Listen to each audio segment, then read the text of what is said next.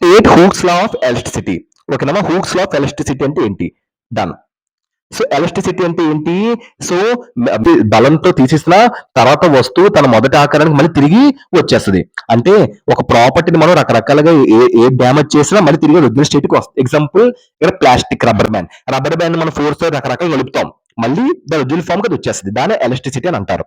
ఓకేనమ్మా, hook law of electricity. Hook law of electricity అంటే simple చెప్పాలంటే ఎంత బలం పెడితే అంత లాగుతుంది ఒక హద్దు. ఓకేనమ్మా, దానే హూక్ లా అంటారు. సో ఇక్కడ question, within the electric limit the stress is directly proportional to strain, thus stress proportional to strain equal to stress equal to strain. So here equal modulus of electricity. అంటే దీనికి అర్థం ఏంటంటే చూడమ్మా, first of all మనకి electric limit అంటే ఏంటి, directly proportional అంటే ఏంటి, స్ట్రెస్ అంటే ఏంటి, స్ట్రెయిన్ అంటే ఏంటి, ఇవి మనం ఫస్ట్ తెలుసుకోవాలి. ఓకేనమ్మా, డన్. ఎలక్ట్రిక్ లిమిట్ అంటే తెలుసా? మనం ఒక వస్తువుకి మనం బలం పెట్టి దాని ఫోర్స్ తీసేసినా మళ్ళీ అది నార్మల్ షేప్ కి వచ్చే ఒక శక్తినే ఎలక్ట్రిక్ లిమిట్ అని అంటారు. స్ట్రెస్ అంటే ఏంటి?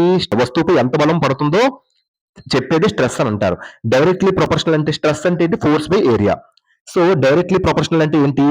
ఒక పరిమాణం పెరిగితే మరో పరిమాణం కూడా అదే ఒక స్థాయిలో పెరుగుతుంది.